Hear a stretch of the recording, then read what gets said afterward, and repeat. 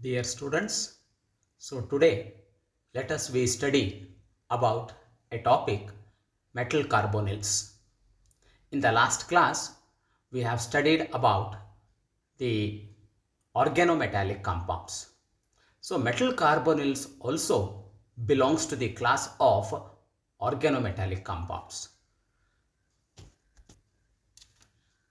The electronic configuration of carbon monoxide molecule, if you see, so it contains totally the 10 electrons, and these 10 electrons are distributed between the carbon and oxygen as shown in the figure. And it shows that it has a lone pair of electrons on carbon and oxygen atom each. Carbon atom can donate its electron pair to a transition metal atom, forming the MCO bond, where carbon monoxide donates a lone pair of electron to the metal atom. The compounds formed by the combination of carbon monoxide molecule with transition metals are known as metallic carbonyls or metal carbonyls. Since the electrons forming MCO bond are supplied solely by carbon monoxide molecules, metal atom in carbonyls is said to be in zero oxidation state. In metal carbonyls, carbon monoxide molecules act as neutral ligands. Now, let us take the types of carbonyls. Depending on the number of metal atoms in a given carbonyls, they have been classified into two types. One is mononuclear carbonyls, another one is polynuclear carbonyls. Mononuclear carbonyls contain only one metallic atom per molecule and are of the type MCOY. Example: vanadium hexacarbonyl, chromium hexacarbonyl, etc.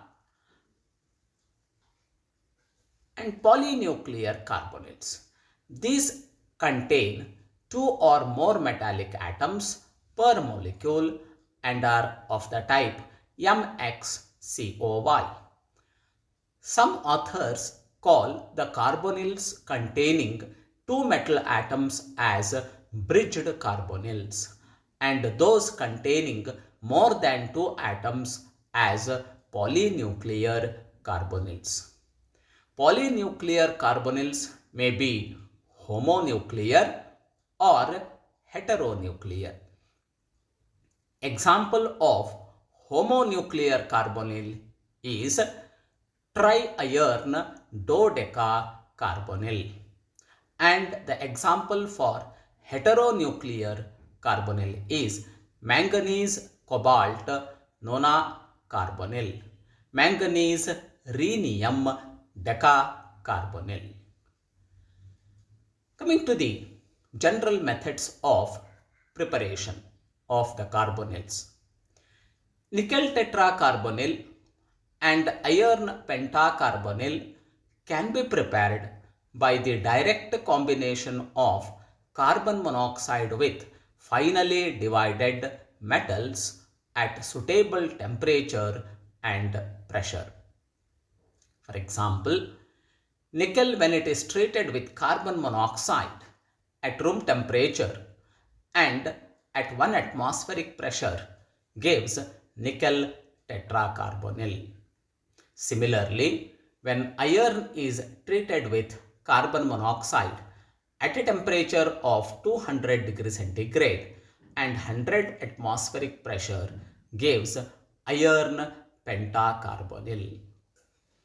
When vanadium trichloride is treated with carbon monoxide in presence of sodium metal in decline at 100 degrees centigrade and 15 atmospheric pressure, initially it forms an unstable complex which on acidification by phosphoric acid and further sublimation at 50 degrees centigrade gives vanadium hexacarbonyl. Chromium trichloride, when it is treated with carbon monoxide in presence of triethyl aluminium in ether, gives chromium hexacarbonyl. Similarly, molybdenum pentacarbonyl, when it is treated with carbon monoxide in presence of sodium in decline, gives molybdenum hexacarbonyl. Higher carbonyls can be synthesized by photolysis or thermolysis of lower metal carbonyls. Example, when iron pentacarbonyl on photolysis, it gives di-iron nanocarbonyls, nonacarbonyls. When osmium pentacarbonyl is treated with a sunlight, gives triosmium dodecacarbonyl. Coming to the physical properties of metal carbonyls. All metal carbonyls are crystalline solids except nickel tetracarbonyl, iron pentacarbonyl, ruthenium pentacarbonyl and osmium pentacarbonyl, which are liquids at room temperature. They are covalent compounds, hence soluble in nonpolar solvents. All carbonyls are diamagnetic with the exception of vanadium hexacarbonyl, which is paramagnetic. It is due to the presence of unpaired electron. The metal in carbonyls are in zero oxidation state. Now let us study the nomenclature of organic organometallic compounds pertaining to metal carbonyls. So let us restrict our study of the nomenclature to the organometallic compounds also. Most of the rules applicable for coordination compounds are also applied to organometallic compounds. However, some of the rules are modified keeping in view the complex nature of the ligands. The simple alkyl or aryl organometallic compounds are named by writing the name of the metal after the name of the organic group. Example, methyl lithium, diethyl zinc, ethyl magnesium bromide, and so on. The compounds containing carbon monoxide as ligands are called metal carbonyls. In these compounds, if the metal has a zero oxidation state, it need not be mentioned while naming the compound. Example, so NiCO4, we write it as tetracarbonyl nickel, or we can also write this as nickel tetracarbonyl. Both are correct. Another example, here it is written the decacarbonyl dimanganese, or we can also write it as dimanganese decacarbonyl. Similarly, di-iron nonacarbonyl or nonacarbonyl di-iron. So like this, we have given some of the other examples. If the ligands act as bridges between the two atoms, the Greek letter mu is written before their names. The example is given. Here, the 2 carbon monoxide ligands acts as a bridge between the 2 cobalt atoms. So hence, how many carbon monoxide are there? 2 are there. Hence it is dimu-carbonyl. And between the sides of the cobalt, we have tricarbonyl. Such 2 are there. hence bis tricarbonyl cobalt. Hence the name of the complex is dimucarbonyl bis tricarbonyl cobalt. Similarly, you can name the another one also. When the metal carbonyls contain metal-metal bonds, these may be classified as symmetrical and unsymmetrical. The symmetrical metal carbonyls are named by the use of multiple prefixes bis, tris, tetrakis, and so on.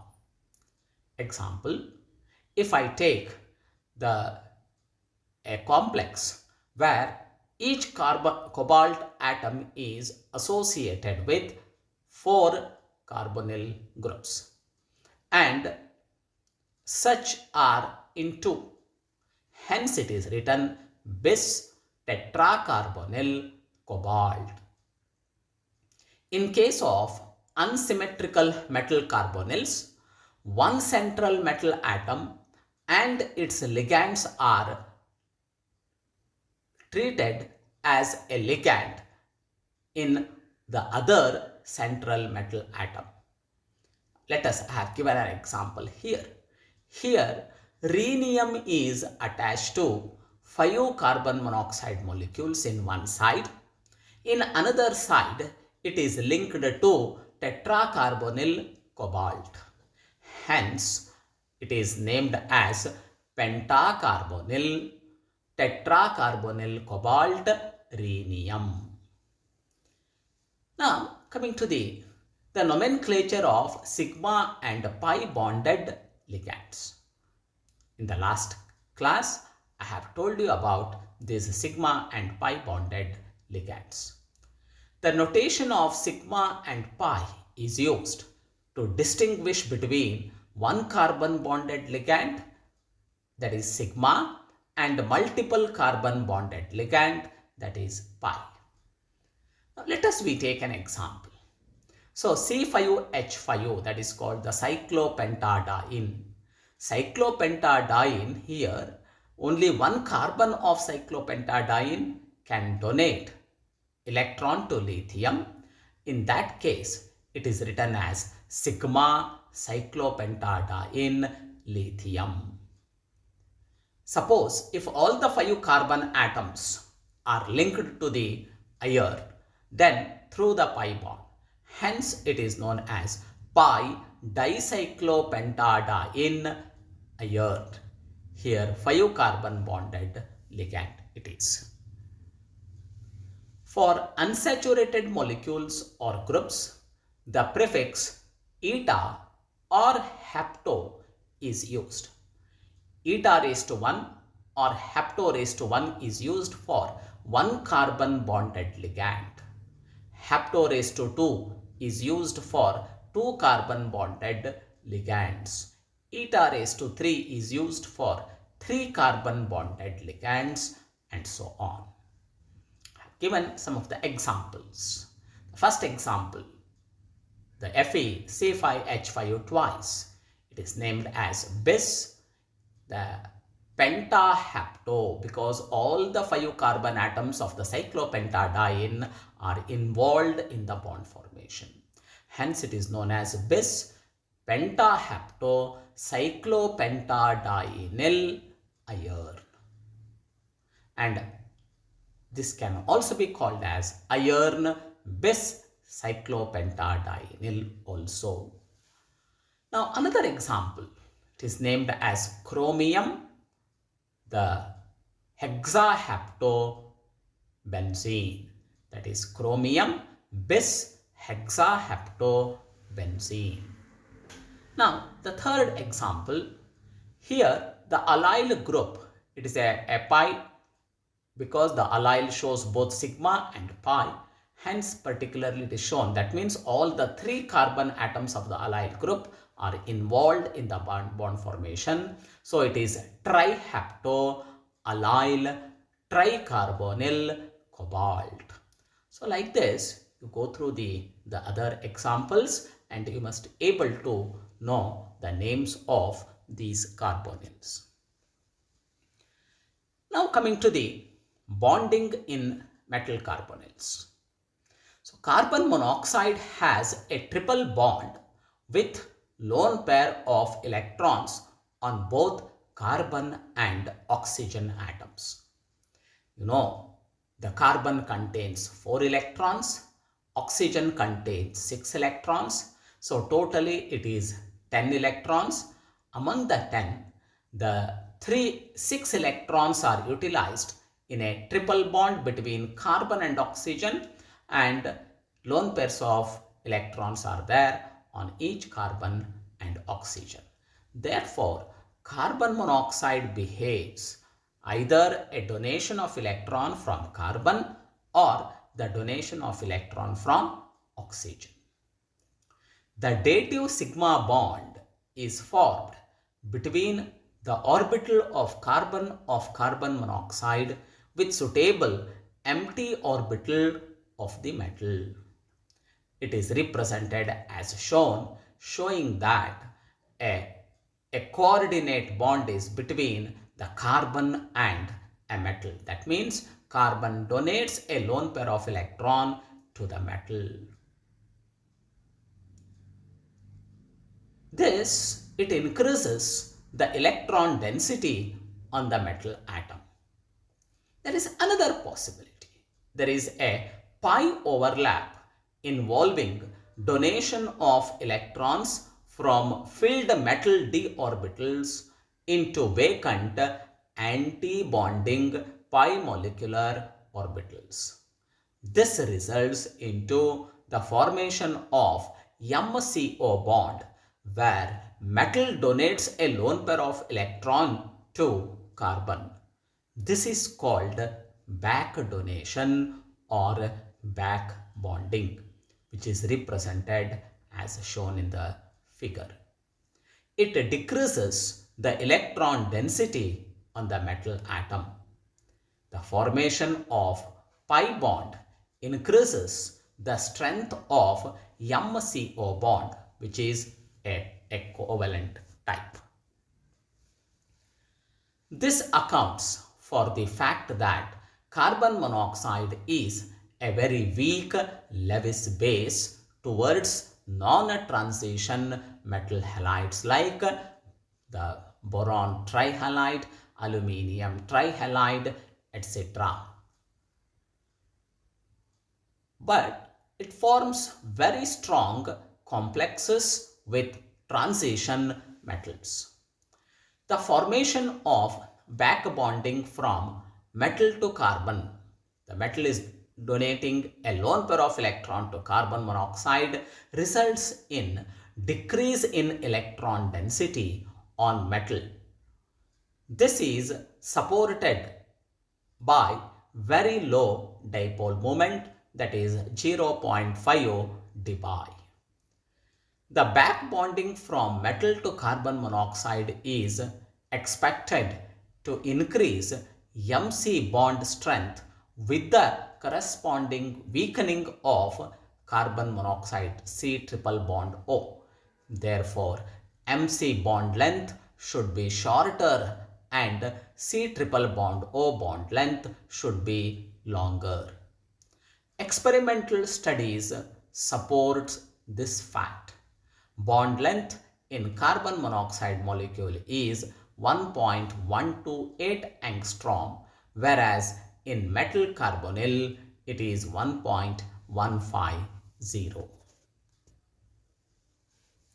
Now let us study the structure and bonding in mononuclear carbonyls. In these mononuclear carbonyls, I am taking the 3 examples: the chromium hexacarbonyl, iron pentacarbonyl, and nickel tetracarbonyl. Let us take the chromium hexacarbonyl. Here central atom is chromium and carbon monoxide is a ligand. Atomic number of chromium is 24, electronic configuration 3d5 4s1. Oxidation state of chromium is 0, Hence, it is having 5 electrons in 3d and 1 electron in 4s. All the unpaired electrons gets paired up when carbon monoxide comes nearer to chromium to form metal carbonyl. In that case, the electronic configuration of chromium will be all the unpaired electrons gets paired up and there remains 6 vacant orbitals. Hence, they undergo D2sp3 hybridization resulting octahedral geometry with the bond angle 90 degree. Therefore, always chromium takes 6 carbon monoxide molecules as a ligand. Due to the metal carbonyl, it forms 6 chromium CO coordinate bonds. The compound is diamagnetic. CRC bond length is 1.92 angstrom and carbon oxygen bond length is 1.16 angstrom. Coming to the next one, iron pentacarbonyl. Here the central atom is iron and carbon monoxide is ligand. Atomic number of iron is 26. Electronic configuration 3d6 4s2. Oxidation state of iron is 0. Hence the configuration becomes 3d6 4s2, which shows it contains 4 unpaired electrons and the 2 paired electrons. All the unpaired electrons gets paired up when carbon monoxide comes nearer to iron to form metal carbonyl. Now, the electronic configuration of iron in iron pentacarbonyl shows that it contains only 5 vacant orbitals. These vacant 5 orbitals undergoes hybridization resulting the dsp3 hybridization forming 5 dsp3 hybridized orbitals and therefore iron takes 5 carbon monoxide molecules as ligands. And this it leads to a trigonal bipyramidal geometry with the bond angle 120 degree and 90 degree. During the metal carbonyl, it forms FeCO sigma bonds and FeC bond length is 1.806 angstrom and FeC, this is the axial bond length, and FeC equatorial bond length is 1.833 angstrom. Here, equatorial bond length is greater than axial bond length. Coming to the third one, nickel tetracarbonyl. Here the central atom is nickel and carbon monoxide is ligand. Atomic number of nickel is 28. Electronic configuration 3d8 4s2. Oxidation state of nickel is 0. Hence the electronic configuration. All the unpaired electrons gets paired up when carbon monoxide comes nearer to the nickel to form metal carbonyl. So here all the d orbitals are filled up. So there remains only 1s and 3p orbitals. Hence in a nickel tetracarbonyl, so we find sp3 hybridization which gives tetrahedral geometry with the bond angle 109 degree 28 minutes. So the NiCO bond length is a sigma bond and compound is the diamagnetic. NiC bond length is 1.15 angstrom which is shorter by 0.32 angstrom in comparison to NiC single bond length which is of 1.82 angstrom found in carbonyls. The CO bond length is 1.15 angstrom which is larger than the CO bond length, that is 1.128 angstrom in carbon monoxide. So these are some of the few points which you have to write if they ask in the examinations.